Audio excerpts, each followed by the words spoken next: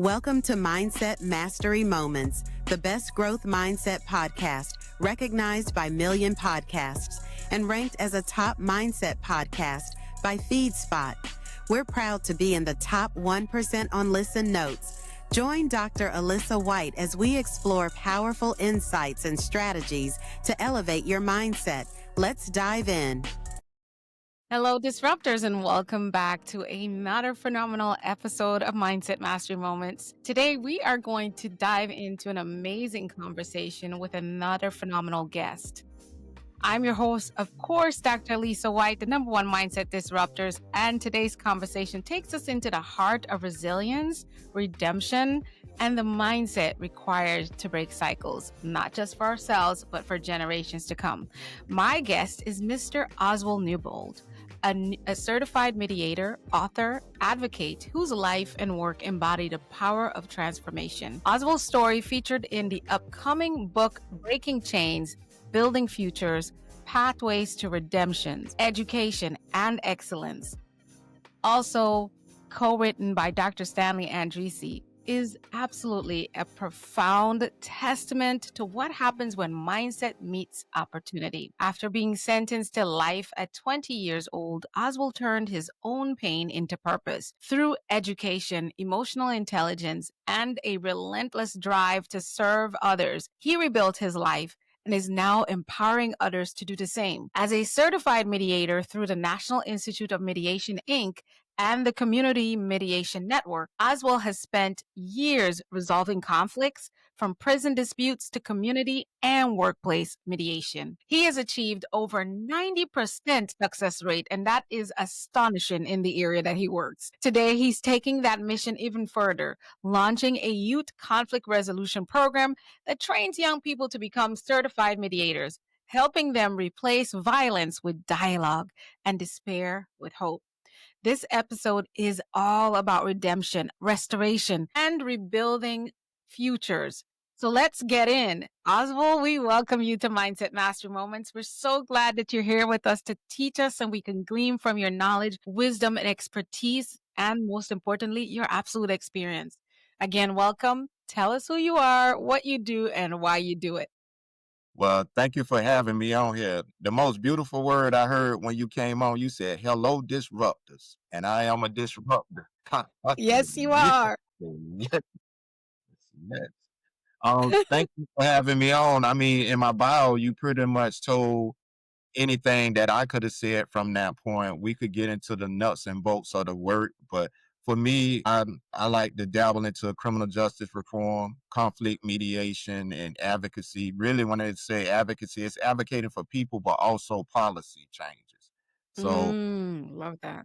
yeah, because so we could sit up in the room on the couch talking all the time. We could be in meetings talking all the time, but if it's a systemic barrier that it takes a change of action on the books, I talking is useless. So that's why I'd like to take the voice to where it really counts. It counts in the meetings, but it also counts to our society when we get the books rewritten. Absolutely. I agree. And I know, like you said, the conversations are important. And I feel like when it comes to social media, we're dominated with so much conversation and knowledge, which is how it all starts. But we're going to experience real transformation only when policies were written, enforced, followed, and understood as well. So the education piece is so important. So I endorse and support your work. And I've just come to a point in my life where if I'm not doing anything about what I'm talking about, then I just don't want to talk about it. That's just my stance in my 40s. So Oswald, your journey itself from being sentenced to life at just 20 years old to now Yeah. being a published author, a leader in the conflict resolution space is, of course, remarkable. Take us back to that moment. What was the mindset shift that began your journey towards redemption? So that was a process. It wasn't a Mhm. moment. It was a Absolutely. Yes. journey and a process. If I really truly unpack it, some of it just came with getting older. Every Mm, day you pick up, you be a little wiser. So it was just getting older, just starting to understand more about life. Because when you're young, you see life a certain way. When we 15 years old, we think we know everything, but then one day we turn 20, And then when we 20, we think we know everything. Then we turn 25 and then 30 It and goes on. on. So as Never much as ends. it never ends. So a part of it was just the regular matriculation of life. Also, Mhm, it took a change. It took self inventory, to be mhm, honest. You had to mhm, look again and look at the man in the mirror and say, okay, what could I do better? What could I do differently? But mhm, also, what could I do that really has a meaning or purpose? And for me, I didn't even recognize my gift. I always tell people pointed out my gift to me. I didn't even mm, like, I don't know my gift. People had to tell me what I was good at. And I was like, no. And I was in denial for the longest until so many different individuals came to the same conclusion. And I was like, well, what do they see that I don't see? mhm. And once I Wow. embraced it, it just up and up from there. That's awesome. So how did you start to reframe your identity, and not just and remove the identity of not just being an inmate, but as a student, a peacemaker, and now absolutely a leader? How did you reframe that? Because I know there are going to be listeners and viewers who have found themselves maybe like you did with some type of legal predicament that tells them this is who you are now. You're a felon, you're a convict, you're whatever, all the titles and names, and try to really pin your identity. How did you bypass that, moving into being a student, a peacemaker, and now as a leader that's well respected and sought after? Well, good question. One of the things is the worst day of our life doesn't define who we are as a person. So we have to That's new. start there. We have to embrace it. But we live in a society to that no matter how good you do, somebody always want to remind you of the bad, or Yes. throw it up, right?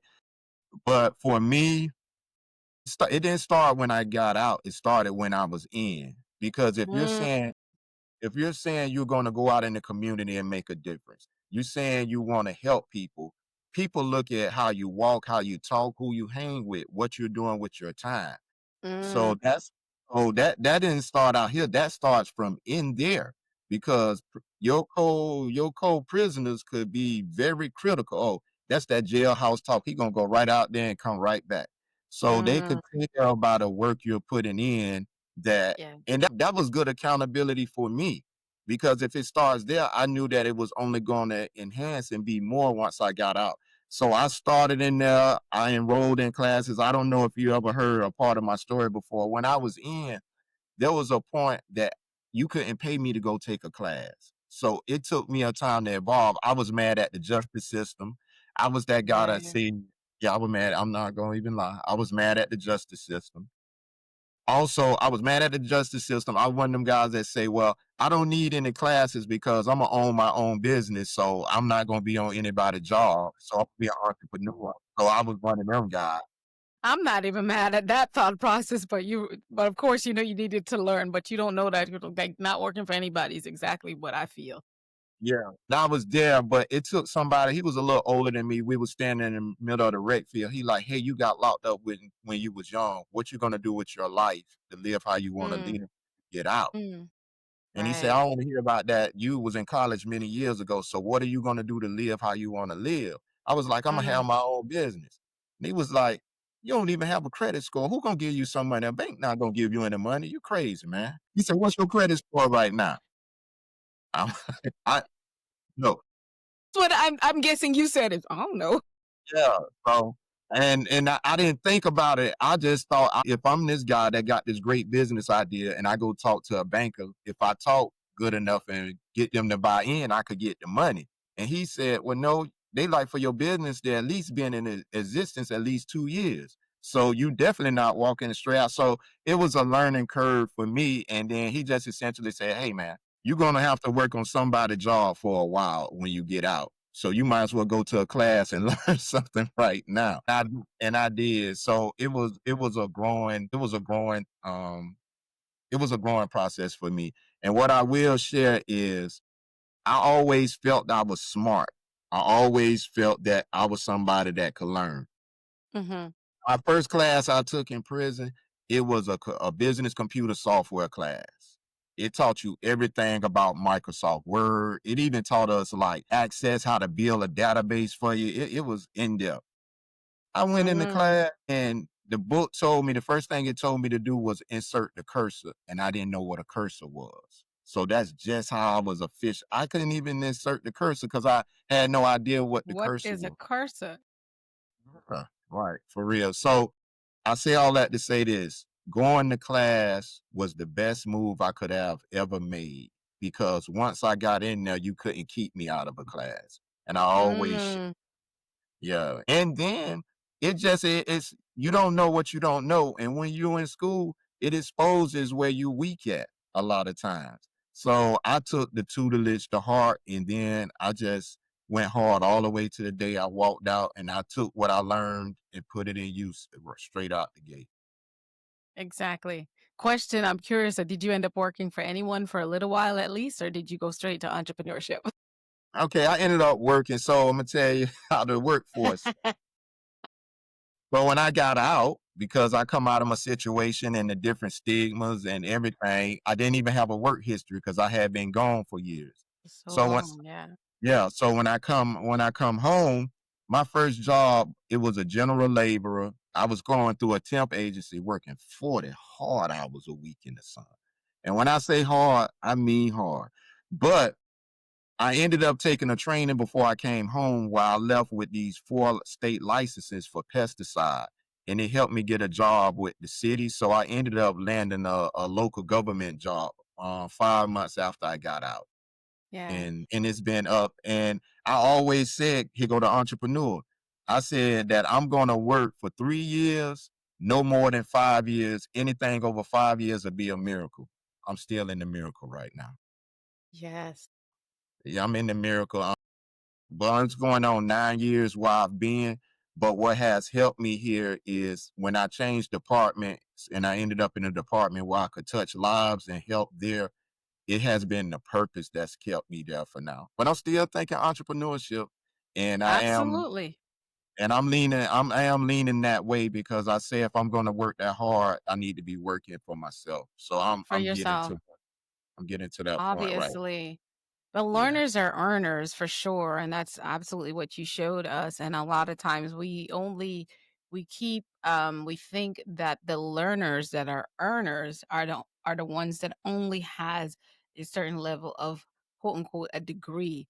But I happen to know I think learning is bigger than just a degree or maybe institutional or formalized education. While those are great avenues, you cannot just depend on what you would learn in a degree program, so to speak. Here's why I say that, Oswald, is because one thing I knew when I was in college doing my business administration degree, my professor brought this to my awareness. He said, by the time you all graduate, this information is going to be pretty much extinct. So we were in a certain class and we had a few more classes to go. And he was telling us that within that year where we graduate, a lot of this information would be extinct. But what I would have gained from being in college is the discipline. And I believe that that discipline of knowing you had these deadlines of turning in assignments sets you up, number one, to work and meet deadlines, but also as an entrepreneur, the discipline of knowing that I have myself on the line. I put myself out there with this vision, with this idea and this concept, and I'm working on it. The only thing that everyone will know is that I didn't fail. So I didn't fail school. So I'm not going to fail my entrepreneurial journey, which many times as an adult, you don't have the time. You don't have the time, and life starts lifing that interrupts that process of attending. So I feel like that discipline comes out of school, but the learners are people who are constantly learning. They're seeking mentorship. They're reading. They're sitting in spaces where they can get more information that equips them in whatever area of expertise they're desiring. And so I feel like you're a glowing example for us when you speak on that, is that you transformed your life by putting yourself in a position to learn from that conversation alone you had with the gentleman. I feel like it was like a mentorship conversation. I can't remember what capacity he had in your journey, but just that conversation and you surrendering and then like, yeah, I'm going to need a credit score. And you was Yeah. just like taking it in. That's that learner. I really believe learning is a mindset and it's not just a process. It's a mindset, you said, because so many people go through the educational process and they're not learners, truthfully. What are your thoughts on that? Yeah. So everybody not learning. So I always tell people right now today, you and I could go in class. Dr. White learned everything. Oz was in there goofing off. So Hmm. you get out of anything what you put into it. And I always tell people something I used to do when I was younger. I always went to the back of the class. And I tell youngsters now, if you want to be dumb, go sit at the back of every class. I say, go to the front.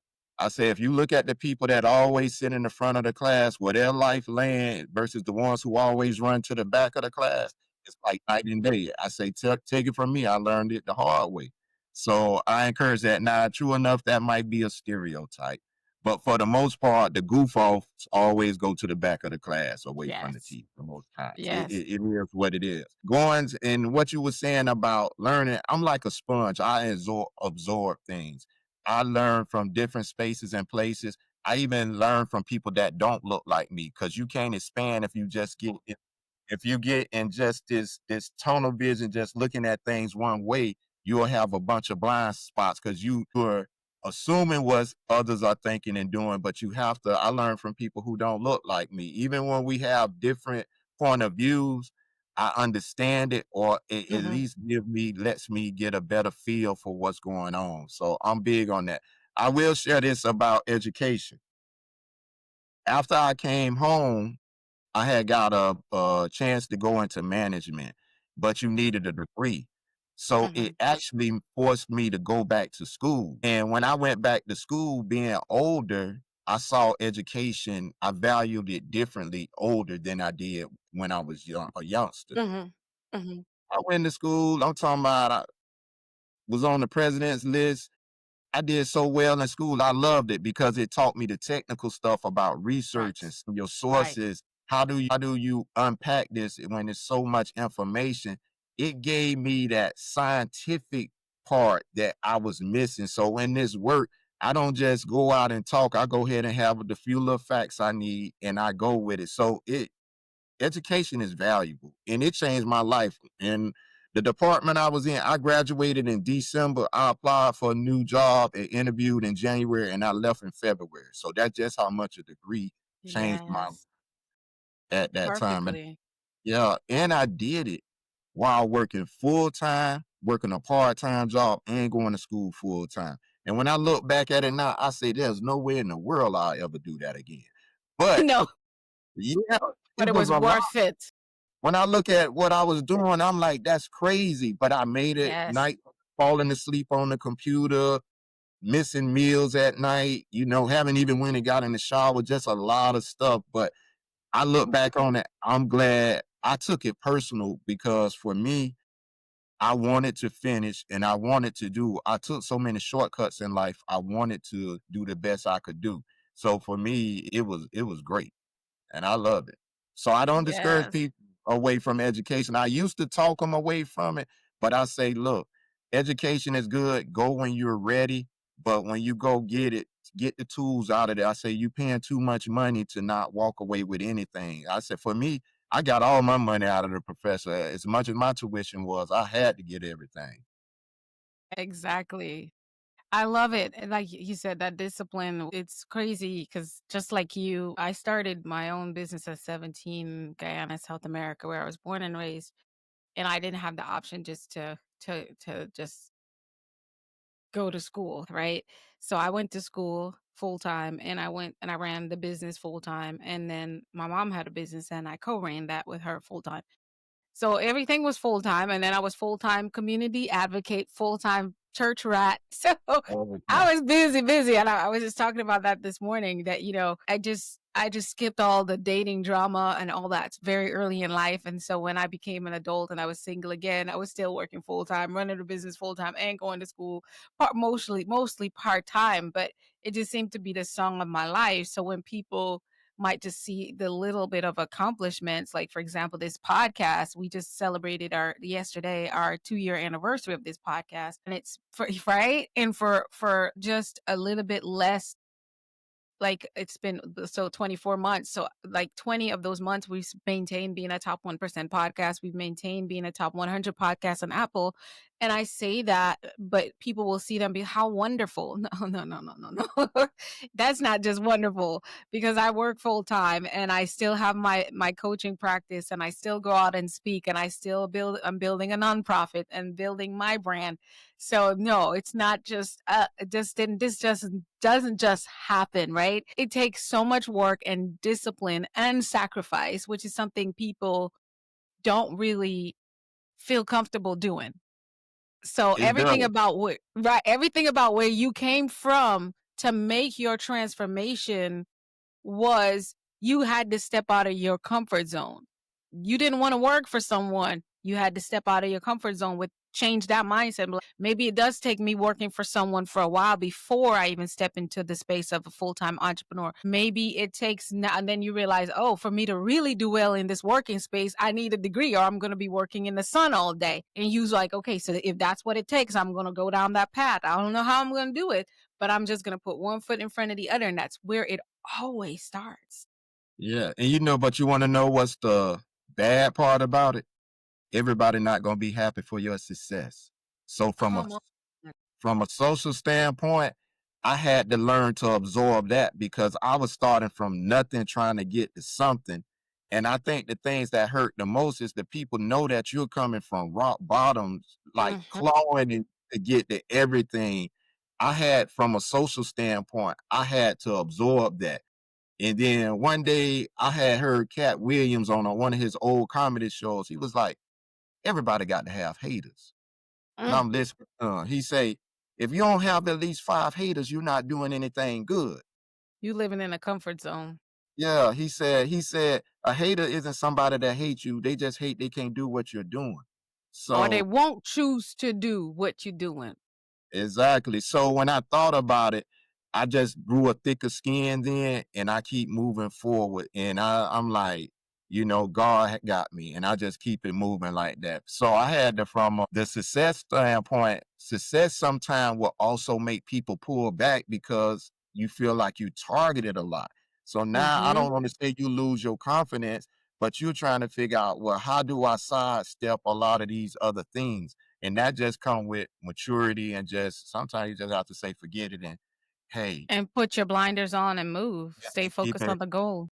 and stay focused on the goal. So all of that has been a learning curve for me, but I'm thankful and I pay it forward to others. I tell Mhm. guys, hey, you're doing good. I say you're gonna be targeted, but guess what? Just take them little hits and keep it moving, man. You're on the right path. Exactly. And that will be how they get ahead even quicker than we did. And that's what I tell everyone. The minute you get an opportunity and you get to be in the presence of someone who has come from, let's just say, it might not be exactly the same, but they have come from nothing and they've built something for themselves and they're willing to take a moment out. Make sure you ask the right questions because if it's just one thing they tell you can be transformational because a lot of us who are we like and that's what we're going to get into in the about the book. We are first generation. We are the first ones sometimes to get that college degree. We're the first one to work for a certain amount of money outside of minimum wage. And these simple things, we're the first one to buy a brand new car. We're the first one to be a homeowner, all these things. And to get to those being those first, we have broken certain chains to get there. And so people, when I encounter someone and I'm able to give them wisdom, I'm like, then you're going to be greater than me. All my mentees, all the people I coach, I'm like, if I'm coaching you how to do a podcast, your podcast should by design be greater than the one I've created. You know why? Because you have information that I didn't have. But again, it will be up to them how they use that information. Like you said, paying it forward is the one way, another way to keep learning and keep growing. Honestly, for me, I grow out of mentoring people. Yeah. I love it. I mean, I just was on LinkedIn this morning, and two of my coworkers who also are justice impacted, I was asking LinkedIn members to help build it, get them connections so uplifting them. I'm like, and I just gave a little story about them, but it's just uplifting them. One thing about me, I pull as I climb. And that's Yeah. what people love about me. I'm never going to go through a door without pulling somebody with me. Even if you ain't ready to go, I might be like, Dr. White, you coming with me, girl? Let's go. Right. Yeah, because a lot of times we want it be our ego. We want to be way up here while everybody is beneath us, or we want to be way ahead of everybody while Is everybody behind. behind. Guess what? When the tables turn, you find yourself by yourself, but you created that You island for created yourself. that. You Come gone on. and you created that for yourself. So I've been blessed through helping others, and I don't That's right. regret it. And if others do better than me, go higher than me, it's just like you said, because that's what we need. Mm-hmm. We don't need them to be where we're at, because this is bigger than us. We're going to pass on at some point. And a lot of times that person will sometimes become your legacy. Sometimes you have your own biological kids who don't want to win as badly as another young person you might meet. And so they might be the one who will stand when you're long gone and no one remembers your name and said, you know what, Dr. Alisa Whyte was one person who told me this, and that moment transformed how I thought about life. And since then, I've never been the same. You never know. That's not why I'm doing it. Sometimes they wouldn't remember my name, but their life transformed and going on and making a difference in the world is my legacy. And that doesn't erase no matter what. So you just keep pouring. Let's talk about one of the major recurring, and that brings us to this because I felt like it's a major segue or a little chat off there. But one of Okay. the recurring themes in the book, Breaking Chains, Building Futures, is the power of education, of course. And we kind of ran through that. But the other thing that I love that it talks about is mediation as a bridge between chaos and clarity. How did becoming a mediator change the way you actually view conflict and forgiveness and power ultimately? So again, most things for me wasn't like a light bulb hit. It was a process. And when Mm, I first got introduced to mediation, I didn't know they had essentially they was looking for an alternative to violence. It was looking to give prisoners an alternative rather than wanting to beat each other up. How can you talk this out as human beings? And mhm, in that, getting those tools, understanding mediation, and the first thing they teach you in mediation is not to talk. The first thing you have to do good as a mediator is listen. Yeah, listen. And don't jump to assumptions and things. So for me, that's where it really helped me out.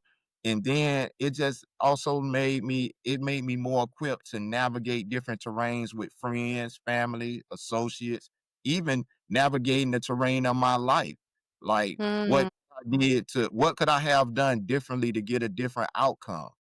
mhm, So that's how mediation it's like a second hand, it's like secondhand nature to me now. I'm always like giving people, trying to help them work it out rather than us just wanting to take off. And sometimes I have to catch myself too, but we get so passionate about things or we don't want to let things go. And then I had to share with somebody recently, like Malcolm X said something. He say, bitterness is like drinking a cup of poison thinking the other person is going to die. So that part. we don't want to forgive the other person. We mad, we bitter. They going on about their life. Get over that right Yes. there.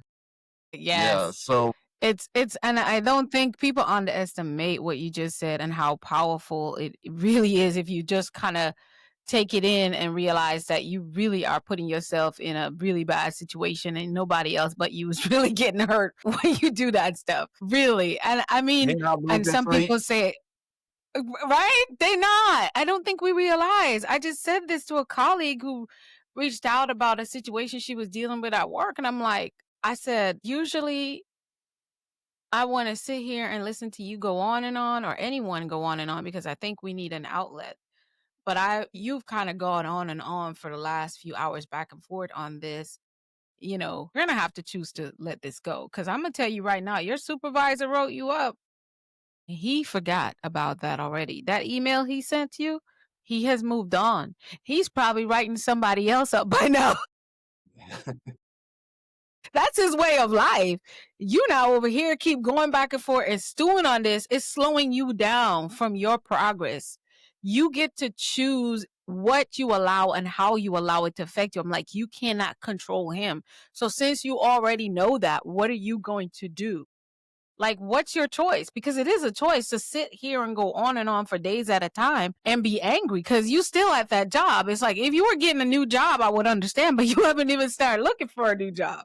And that's still their boss. So either way it go, you're gonna have to get over it. You can't That's go to my war. point.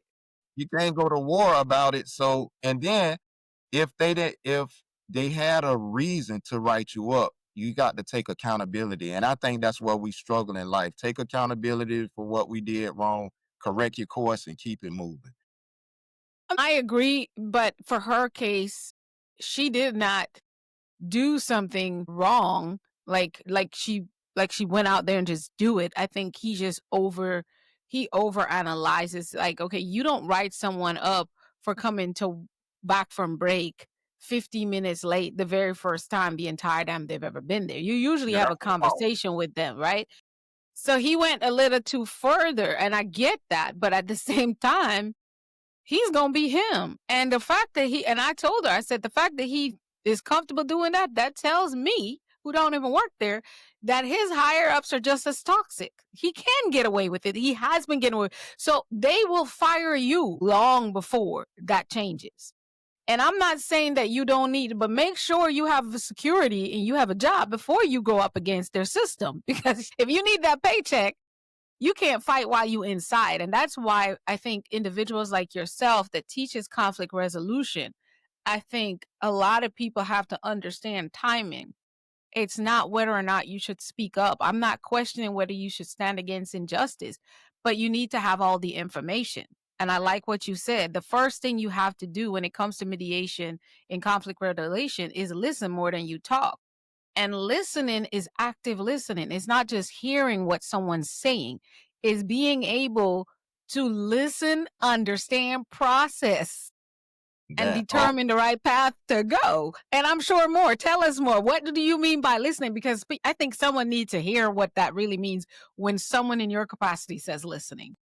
well, you said it correctly. It's not just listening because people could be listening and they not absorbing anything you just said. So it's actually understanding, comprehending, like paying attention to what has been said. And you said it right. And I was thinking about something too here about the person who got written up. In the back of my mind, I was thinking about something. Okay, they could talk to Mm-hmm. him, but you can't go in there angry. You got to come. Tone is everything, right? So use some diplomacy with it at the right time. You can't be trying to talk to the person when you walking in the rain and it's lightning and or you mad and all of that. Let's get for real. But I was thinking about something that I used to do as a manager. I said, Mm-hmm. if he wrote her up that fast, I wonder did he turn it in? Because something I used to do when I was a manager, I used to write people up, I used to scold them, and then the thing never went in their file. I just put it in a little stack right behind my desk. It was a Mm-hmm. send a message because I know you're gonna go out there crying because they know if you got wrote up, the rest of them knuckleheads are tighten up. Nobody, no, it's not just Nobody's ever seen it. It's just us. Exactly. they And think, that too. yeah, that too. So my thing is, I was saying, I wonder if did he turn it in because that's kind of extreme to go straight to He it. probably did not turn it in because she didn't even sign a paper. It was sent via email. And that's what I tell people. Like, you can attract so many more bees with honey versus, you know what I'm Yeah, saying? So for her, it's like, I'm very sorry that I was late. This is what happened. Explain the situation as much as you feel comfortable, because that's from person to person. But when he sends you the email, instead of you getting angry, understand that you did not follow a procedure. It might seem excessive for how he dealt with it, but at the same time, if you went in there and said, I just won't lie to you, I get really concerned or scared that you actually wrote that me up in an email as if you're going to hold it against me, because I would really like an opportunity to prove that this is not my character. This was a one off. And what is I would like to know what's the consequence of it being an email. Is this something that is going to go further? You can ask. And the way you ask and the humbleness of using it as like you wanting to learn Totally different response. It sparks a whole different conversation. Trust, exactly. It does. So you're a mediator. You a mediator yourself. I guess I am, but I always want the formal training only Yeah, because there's certain ways like how you're able to do stuff in the public. And I've had so many people say that to me, but I think I was born sort of that way as a child. I'm always mediating and being a buffer for situations. And when people are fighting, I get, stop, you're not supposed to hit her. I'm like that. And I was like that in kindergarten, yeah, scolding people and making sure that, and like, why I'm always telling people, I'm like, well, listen now, I hear you saying your husband's wrong, but here's what I just heard you said that won't go over right with anybody. You're yeah. just doing that because you can do that to your husband, but how do you, if he did that to you, how do you make that feel? So you're always like looking, and for myself, I'm always like, okay, so how can you make this better? But like you said, I think if people come with a learner mindset and approach to learning and growing, even the worst things that can happen to you will become some of the best things that can happen to you because you allowed yourself to say, this is hard, this is tough, I don't like it. Everything inside me wants to fight, but what can I learn first before I fight? Even if I have to fight, I'm going to come into this situation equipped by listening, understanding, verifying the information I'm receiving, that was the intended information I was supposed to receive, and I'm going to process this and calm myself down in a place where I'm going to learn and overcome. And overcome doesn't always mean you're going to win against that supervisor. Overcome might mean now you finally got the kick you needed in your butt to go apply for a new job, and now you're making $20 because if that supervisor wasn't a pain in the bottom, you would stay there forever because you feel like you can do what you want. But really, you asking God for abundance, you're asking God for a new home, you're asking God for better finances, but you're not trying to leave the $20 an hour job. So what you needed was a supervisor that's unfair. And Dr. White, I'm gonna share something too. Before I went to working in reentry, who's my boss now, the director, he was trying to get me for 2 years. I wouldn't move for money because I was making more money, and to go do the work I do now, I would have gotten less money. And guess what?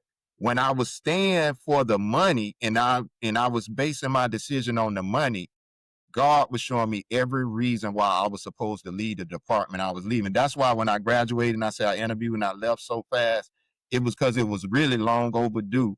But when I Mm-hmm. decided to take less money and move into my purpose, Mm. everything changed because the assistant city manager had got my paperwork because she had to sign off on it. She saw me. She said, "Hey, Oz, I see you about to go over to the reentry center." I said, "Yes." She said, "I noticed that the pay is less over there, and I don't think it's right that you lose your pay and you going over there to help. I'm gonna make sure you take your same pay over there with you." It was right that she just saw me. Yeah. And yeah, just like that. I didn't even lose. So even the money I was afraid to lose, I didn't even lose. And only Because thing you had stayed obedient. stayed obedient. And I was going. When I made a decision not based on money, everything got Purpose. purpose, everything got better. That's what Yeah, I say on this podcast and every chance I get. Once you know what you are put on this earth for, and you commit to that, and that is your guiding, I would say your North Star. I say purpose is the needle in your life's GPS. It's what guides where you go, when you go, how you go, who you go with. That's all you need to be clear on. Might know your purpose. You might have a vision of what you're supposed to be doing, but not know where you're supposed to do it, who you're supposed. Those details will play out very little by little because if literally God shows you all of it, you'll be like, nah, that's just too much. I want to deal with this person. You can move that out and you'll want to rearrange stuff. So usually you have this clear vision and you have a purpose and sense of who you are and what you're on this earth to do. That's all you need to do. So when it comes to who you're going to be in relationship with as a business partner, let it guide you. When it comes to who you're going to marry, let it guide you. Where you're going to work, let it guide you. Let it guide you. And that's true. everything else always works out. That's what you just told us. You're like, look, it was a pay cut that Yeah. turned into not a pay cut, but me feeling more fulfilled and me giving value in what I was designed to do, more of what I was designed to do. And speaking about purpose, something too a lot of times people have a purpose and they do things, but we have to keep our ego out of that purpose. Because sometimes, is it really purpose if we're doing it for credit? If we Come doing it for on. glory? Are we really doing it for the true purpose? Is it really purpose if you're doing it for the wrong reasons? It Come on can't now. be purpose. So I look at that a lot of times, and somebody had said something to me a few weeks ago about a lot of times when we doing work, especially in advocacy or just when you're Mhm. fighting for different things. And she had pointed out, she had wrote an article about the opposition within. And what she was Mm, saying that people do certain work, you do certain work, but you don't even really believe in the work you do. It's just a check. And a lot of times you think the barrier is outside of that. Many times it's coming out of your own organization. It could be the supervisor that say no to everything. If we're not doing anything, what are we doing? So right. the opposition within, and it made me reassess and reevaluate different things, even in that. So The a lot of opposition within, that's powerful. yeah, the opposition within. So that's a movement that's starting with somebody right now because, and it happens in so many different organizations. Oh my gosh, yes. Yeah. So when I think about, I was like, wow, that was like one of them wild moments. And she said, yeah. And I said, well, you should speak on it. And people are glad she had the courage to speak out on it Yeah, about make it. sure you get her give her our contact info so I can have her on the podcast as well, because that's one of the reasons why I focus so much on mindset, because a Yeah. lot of times the biggest fight you're going to have in life, a lot of times we say, well, if my mother hadn't been a druggie, or my father would have been in my life, or da da da. And these things are true. Those are things that do put up barriers for you systemically and things like that. But however, once you become aware of how it affects you, and you can say if they hadn't, then you have accountability and responsibility for what you do with that understanding. Yes. And truly, it's the battle within your own self that's real, the real battle. Because a lot of times I was saying this and it sounds so like a tongue twister. I'm like, a lot of times we sit here and we think about, "Well, what are people going to say when? And if I show up this way, I guess people will be saying," and honestly, honey, people are not even thinking about you that much. It's you. That it's you thinking that much about you. And you're criticizing yourself before you even start. So if you can really win that battle that is within you, and then a lot of times, like people, even with organizations, like you said, when organizations are not, people are not meeting their goal, it's the battle within the departments Yeah. and among the departments. Like you all are like on different sides of the planet when it comes to this business. You're not going to achieve the goals. And it's when managers want you to come in and train and coach and mentor their staff, I'm like, you're the problem. Yes. You. If they are a problem, then you have to be the bigger problem, because you are the one that's responsible for these people. Something you are doing that's trickling down, or not doing that's trickling down. It starts from the top. My degree is in organizational leadership. So Yes. I always start from the top From the because it's, top. yeah. So I always look at, and then I work my way down because it starts from the Exactly. top. Otherwise, it'll be like trying to like sit in a pool of dirty water and take a bath.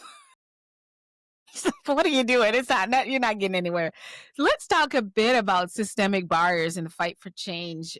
Your work highlights that barriers impacted individuals face when trying to re-enter society. This is what you don't know that I didn't share, is that this is a big part of my own advocacy and my work. And before I even go into the question, the two gentlemen that you're trying to help, I would love to pass on my information so I can give them an hour of just to see where they are career wise. I know they probably have people helping them, but sometimes a little bit of a shift and what I offer in the workforce space can really help. And some of the resources I'm aware of that is throughout the US that might be available to them. Love to just give them an hour of my time. So yeah, one of the You things want to do it that together or separately? Because I want to get a message correctly to them. separately, it'll be each of them will get their own. That's my contribution to the call you made this morning. I'm not on LinkedIn, but I'll find you. But I just want to put that out there so we don't forget that I do. It dawned on me that that's my contribution to them, is to give them an hour of coaching with me, and whatever they got going on, just help them navigating and maybe even make some connects for them. Okay, got you. That's beautiful. Yeah. Yes, thank you. I'm proud of what you're doing. So this is so big for me. And from employment to education, that stigma that is hanging over anyone who are reentering society. What do you see as the biggest systemic challenge that still needs to be addressed in our society? Well, one of the things is the stigma. That's big. So that's dealing with mindset. Mm-hmm. The two biggest barriers usually is with housing and employment. Those are the two Mm-hmm. biggest barriers when Mm-hmm. people come out. Part of the problem with the barriers, some of it is policy, but then the other part of it is just unwritten beliefs and stigma and hang-ups and the rest of that. We live in a society of societies. Mm-hmm. If we could eliminate a few people out of the competition, it makes it a little easier for me to win too. Yes. Um, but Yes. um, but but for me, it's gonna take. So one of the things, like, I'm gonna go to employment. Mm-hmm. One of the barriers to employment, people be wondering, why is it so hard to get people with a background a job? The untold story a lot in there is the problem is insurance companies. It's not the employers all the time. It's not even It's 100%. it's Yes. not always the employers. It's that when their insurance companies, when they go, when businesses want to get their coverage and they ask, the insurance company asks, are you going to hire people with a criminal background? It's going to change the cost of their premium with them. Twice as much. Yeah. And when Health that, insurance and bond insurance. yeah, all of that, all of that. So listen, a person can't even get whole term life insurance. If you have a felony conviction, you can't get whole term life insurance. You have to be out at least 10 years before they'll even consider it. So that's just how many systemic barriers are there. I think it comes down to mindset, but I think how we change that too is through information and education, having a conversation. Mhm, mhm. True story. The man that was recruiting me for 2 years that I wouldn't go work for that pay cut, I love my boss now. He is the one that's responsible for the two guys you willing to give an hour to that has been just as impacted. He's the responsible for getting them there. I was pushing for it, but he did the most important step. He went over to our HR department and talked to the director of HR. He laid everything on the line about them, even brought their face sheet, their background. So when they run the background, it's nothing catching them blindsided. When the HR Right. director said, yes, it's okay, I'll go with it, it went on from there. But it took somebody having the courage to go sit down and have that difficult conversation one on Mhm, one to get that mhm, buy-in. To mhm. get buy-in. And here's a thing, a problem I have in the reentry field. And I called it out the other day, and people was like, "Whoa." They want employers to give. You got different people doing reentry, helping people. They want for employers to give a person a chance and get them a job. The first thing I ask anybody who's doing reentry or work with reentry clients, do you have anybody on your staff that's system impacted? How could you want the world to give this person a job, but you won't even give them? Yes. So everything you just said, because my work as a workforce strategist from working for the Department of Economic Opportunity in the state of Florida and also doing it here in Arizona, wherever I work. And recently I interviewed for a contract for a well-known organization where my role would be the employer engagement strategist, where I am talking, they do rehab for reentry. So they have over 400 men, a facility of 400 men where they do provide housing, and then a facility with about 200 and something women. So it's two separate, and they train them in the trades while they're in those facilities, and they're also getting therapy and stuff like that. And so my question to them was exactly what you said. And the answer was yes. So I did my research and stuff, and I realized they do really want to help people, but they're receiving certain federal grants and funding that requires them to do job placement. So my issue is you all can't just, some of this federal funding needs to be in the space of advocacy and education.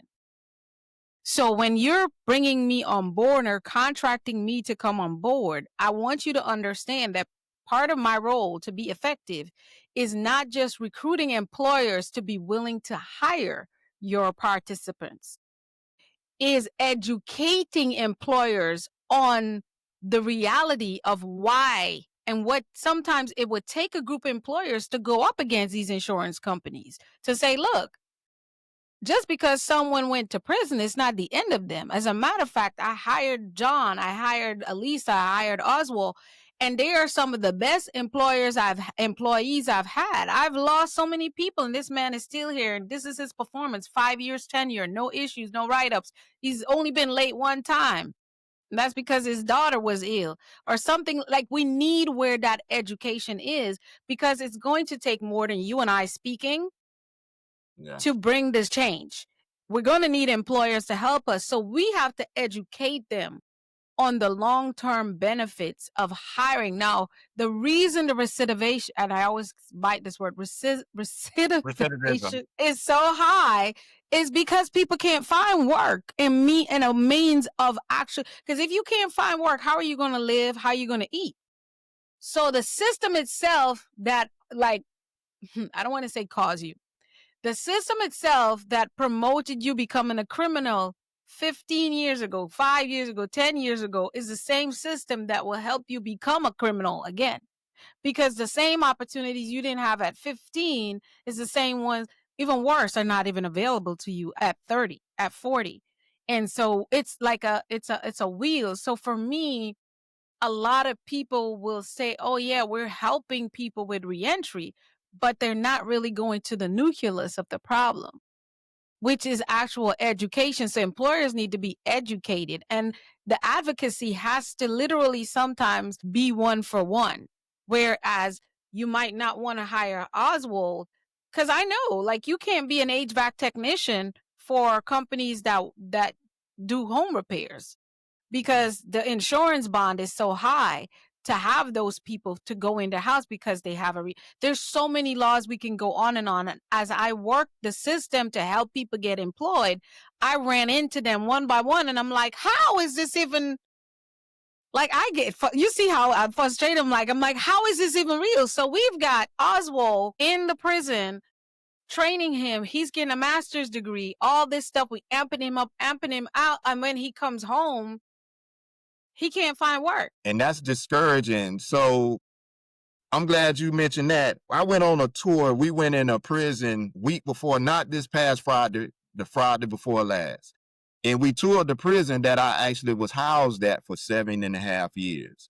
We went inside of the wing, the college dorm. So we went in the wing where all the guys students is in the wing. So the guys was talking, presenting, letting us know what they in school, what they're taking, the benefits, what they plan to do with it. They going on. You know, I'm in a suit. I'm cleaner than the Department of Health when I go in there, right? That's what I do. Yes. Right. I go, by the way, I go to jails and prisons too. Right. But they had so they was telling me about that. People come out of prison and do great things and are able to be great and rise. And they was going on. And I asked the guys, I said, hey, can I drop a jewel with y'all real quick? And they was like, yeah. And I say, that room right over there in the corner, I was there 7.5 years. So I know that greatness come out of this place. I know greatness come out of this wing. I know that.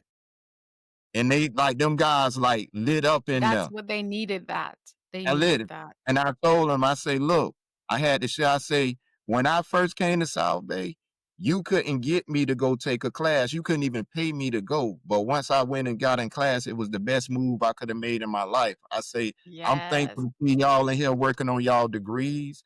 I said, keep working on it, get all you could get, but just understand that that degree is not going to save your life. You still have to change as a person. So you got to get your mind and your heart right to go along with that degree. Because that paper just Exactly. not, because you could get that degree, get this great job and blow it. So you work on it all. But I say, I'm proud of y'all. But they was like, I was like a message of hope and inspiration. It's They one thing needed when it. telling you what you could Yes. do, but to see a guy that was in that same wing for all That's them right. back in, Right. and then it's good that I did dress how I dress. It's like, whoa, it made them feel Exactly. everything was worth what Yeah. they're doing. So yeah, Because to have someone like me who's never been in their situation, it's nice to know that someone like me believes in you. Mhm. It's nice. It's well accepted. At some point, you're like, but Dr. White, you never saw outside of you coming into these prisons and these jails, you never saw behind bars for nothing. And you're right.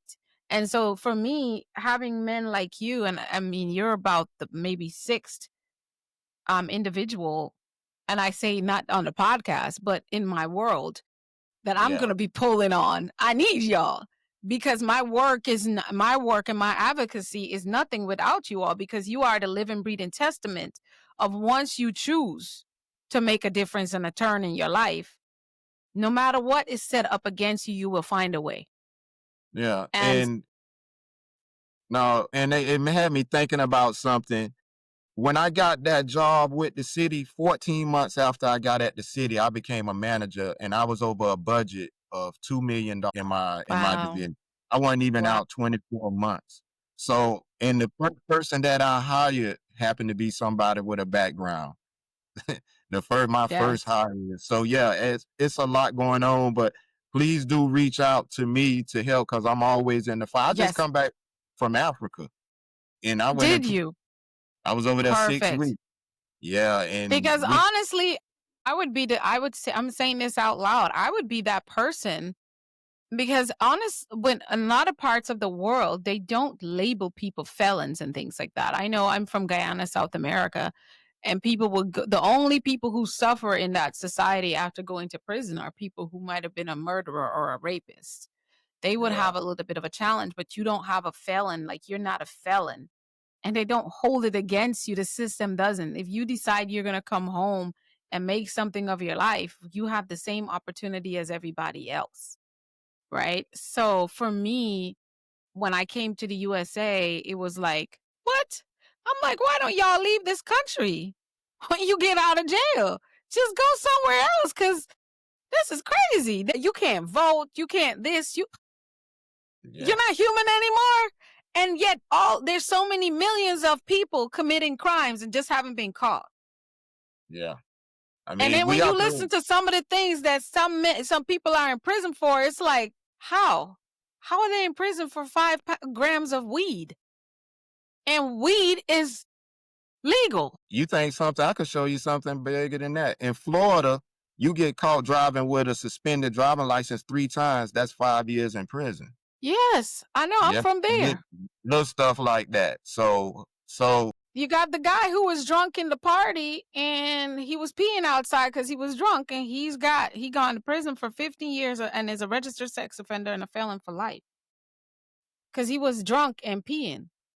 Oh, I get it's lewd and lascivious, but I promise you, the women who was in the club, leaving the club at 3 a.m, didn't have much clothes on either. Why is that not lewd and lascivious behavior? He yeah, wasn't harassing anyone. He was just caught peeing outside. And I mean, again, I'm from another country, so peeing outside is very normal. You got to pee, you go pee. Especially if yeah, you're a guy. You just find a yeah, corner and you go pee. So yeah. I would never forget when I met him, and he was very, very young. And then I realized there were so many cases that are very, very similar, but his life is done. He can't, a sex offender, man. I Yeah. It's a Those are the lot. ones yeah, so we can go on. That's another whole nother episode.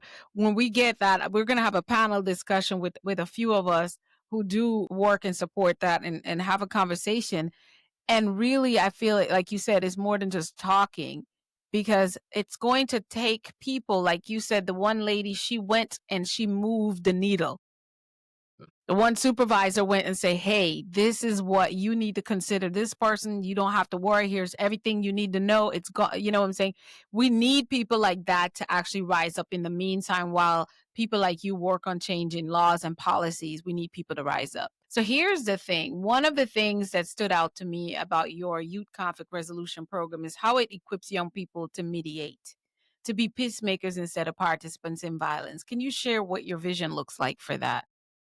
Well, there's a lot of youth gun violence going on in across America. So what I'm want to arm them with is another way. Everybody just want to be heard. That's why social media is so Mm, everybody want to be heard. People just say something yes.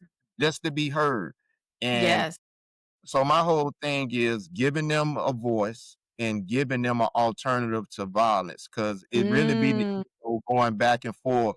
Talk about yes. this with some decency and unpack it. And it's Mm-hmm. and not only that, the reason I want the youth to do it, people might say I'm old. Oh, he don't know what he's talking about. So let Right. their peers be Be somebody the ones who tell them. who go in there just mediating, not without taking a side, staying neutral. Well, okay, okay, Oz, Dr. White is trying to resolve and reach it, but you over there, you kind of don't want to budge. What could get us to agree on something, you know? So Mm-hmm. it's about empowering the youth to have a voice that really means something, Yes. having a voice and doing something that means something. And it's a work in progress. The crazy part is when you want to help, it's so hard to get people to let you help. It's you just won't believe. I'm gonna leave that Oh, alone. man, I can tell you. You It know? is. Trust me, I have not even gone in the trenches as much as you, but just the little I call it surface level things I've attempted and how much it's just, I mean, red tape is an understatement. There's it's like cement. It's not even tape.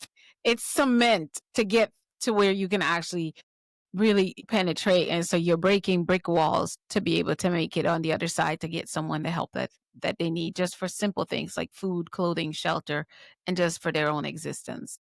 Yeah. So one of the other things that I wanted to ask you about is, and I love this, you've said that conflict often stems from a lack of emotional intelligence and communications. In your experience, what role does mindset play in breaking the cycle of poverty, crime, and incarceration altogether? Well, being on this mastery mindset program right here, I know you already know everything in life starts with mindset. Period. Yes.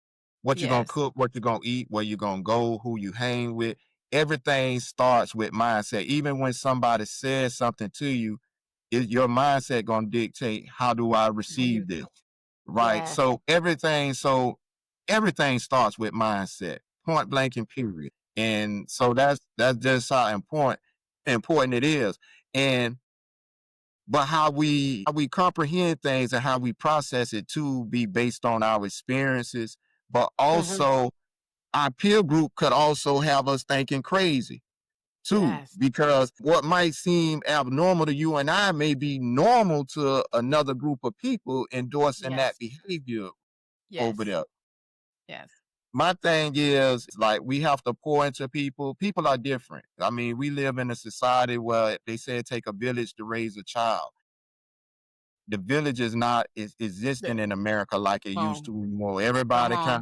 Everybody, hey, I don't want you talking to them over there. Everybody kind of siloed in their Yes. own lane. We got people who will pull out their cameras before they try to help someone. Like you'll get a crazy thing happening in the street and you got 15 different angles of the same story that will pop up on the feed, but nobody went to help the Mm-mm. person. Yeah, that part. And that happens.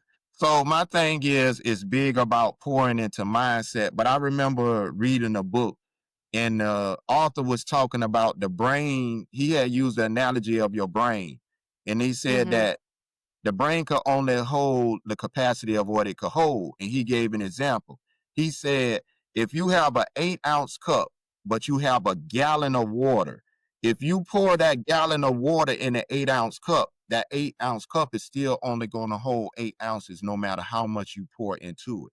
And he said the Mm. brain is the same way. You could pour into people depending on their brain capacity and strength, it's only Mhm. gonna hold what it could hold. And I was like, wow, that's great. He said that's why you could continue to tell people stuff over and over and they just don't get it because they brain that capacity already. The brain is a muscle. He really that thing down. He say some people brain is weaker than others, and what they use it on be stuff that don't strengthen the brain, it weakens the brain.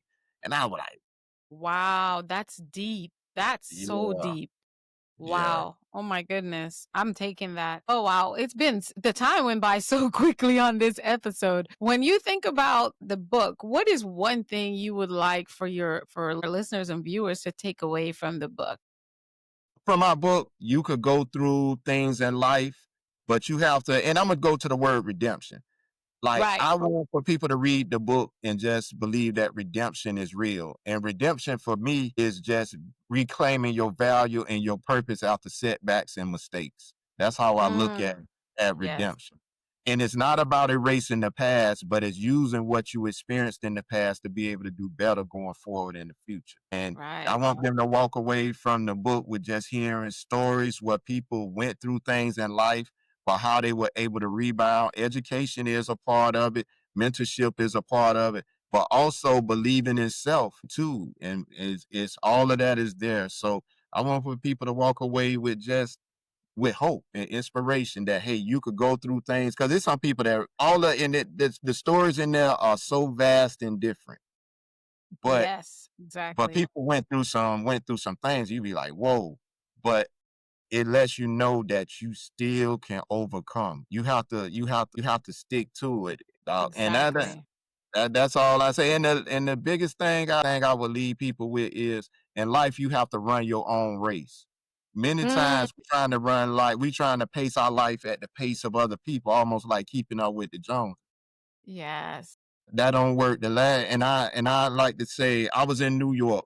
It was a marathon going on, and I'm watching the marathon. In the front, the runners, it was some people jogging real fast, was running.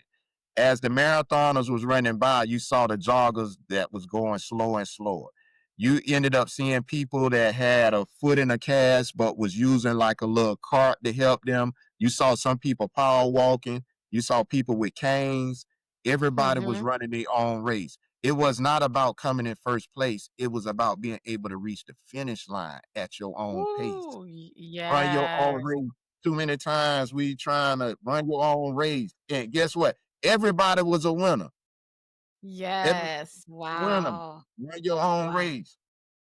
Yeah, time really flew. It went I by know you fast. you gotta come back. You're gonna have to come back. Let me ask you this after everything, what is success to you? Wow, that's the easy, difficult question. So success for me has been just being able to be back with my family. I lost my Mhm. father while I was gone, but my mother is still living. And one of my prayers was, please don't let my mama go while I'm gone. So she's here. Mm, And that's big for me. Just reconnecting with my family, being able to be in career that helps people, making a difference in the community. And stuff I do, I don't think much about it, but I plant good seeds in different places because guys come back and say things to me, and I can't even remember. And they be like, man, I remember when you said this. And it be something simple. And I just try to drop jewels and plant good seeds where I go. I might not even see the growth of those seeds in my lifetime, but I still plant them. yes. So success for me is just doing what I can to help make society better, doing my part. I love it. Can you give us how you just one example of how you keep hope alive in your purpose when work feels heavy? What practices help you stay grounded? How do you keep that going? How do you keep going? That's a hard one because I was suffering from burnout and wanting to give up. Mm, I happened to go to a conference at Bowie State mhm, University a few months ago, and I was listening to the professors in there, and it re-inspired me. I think what we have to do is just sometimes get out of what we do, and we have to get out and go mm, see something. And mm. yeah, because they was talking and they was unapologetic, and I realized that in my work I had been kind of tap dancing a little bit to try to dodge different little things. Sometimes when you truth don't have to be defended, just stand on it and walk strong going forward. And Yes. I had to learn that. So what it's delicate, but how I keep hope is what make me keep going is when somebody come to me and it's something I did that positively impacted them. That is what keep me going. To be honest, Wow. that's what keep me hopeful that I'm doing the right thing. Because sometimes I can't see it, and even when people say, "Well, hey, Oz, you was right. I'm glad you said something." I can't say anything because of my job or they the funder, but I'm glad you lit it up. I And I say love it. I'm not gonna be y'all crash dummy. Y'all need to say something. They say, for real. Yeah, like everybody mad at, but but I'm hopeful. And I'm just like, even people like you, just because it wasn't, now that I'm in the book, I had to look up. I don't go on any podcast just because they willing to interview me. So Come on now. I have to vet it out myself. And I Yes. was like, okay, this good, and I do it. So even the work you do, even though I'm just meeting you, you keep me hopeful that yes, this is Mm, the right thing. So my success isn't me, it's the different people that's doing things. And just you didn't even have to have me as a guest on here. So just people pouring into me or giving me an yes. opportunity Yes. is like my success is your success because you give me it. Absolutely. Right. So If that's how I people look. can understand, the law of reciprocation is one of the most powerful laws we can have. And so when you show up with your, I'm looking at so many missed a point of life, in my opinion, by just showing up like this all the time. I'm like, no, no, no, no, no. If you show up like this and this, you can't this is where there's a space to fill. You're creating space versus if you show up like this, all you're doing is pulling back and you're just removing things. But when you show up like this, where your hands out, but you also putting, so it looks like this is that space to receive and to give. And now growth is taking place in two different places where you're being an impact, where you're impacted and you're impacting. You're influencing and you're being influenced. And that for me is what keeps the world going. It's that giving and that taking and that pouring, which creates to me a flow. So absolutely, it's what we do. And when I look through guests and I get guest pitches, it's all about what is this person doing. And again, in purpose of what God has put me to do. Am I called to facilitate their platform, their conversation, and what being a part of their message means as well for what God has put me on the earth to do. So we just appreciate you, and I'm grateful. I'm grateful that I've met you, and so now you don't just get to run off and go back into your world. You still got me to deal with, pretty much. Yeah, So if you would man. tell our listeners and viewers, my dear brother, how you would love for them to stay connected with you. Of course, we will have you back at some point on the podcast. We got a lot to unpack, but people could find me on LinkedIn, Facebook, or Instagram by name, Oswald Newbold. Just as they see it there on the screen, Oswald Newbold, and on LinkedIn, Facebook, Instagram. And also you could find me at www.oswaldnewbold. Perfect. Absolutely. And you all know that, as always, it's in the link in the description, wherever you're watching or listening to this episode with us today. We're so grateful, Oswald. Your life is a masterclass in resilience and redemption for sure. Thank you so much for showing the world that no matter where you begin, your mindset can always rewrite your future. And to everyone listening again, reach out and let Oswald know that you heard him here on Mindset Mastery Moments and what his message of redemption mean for you. Get a copy of the book. It's called Breaking Chains, Building Futures. And you can also find out exactly where to get that if you do go to oswaldnewbold.com. Until next time, disruptors, keep mastering your mindset. Think, speak, do become. I'm Dr. Alisa with my co-host today, Mr. Oswald Newbold, and we will see you on the next one. Thank you. Bye, everyone.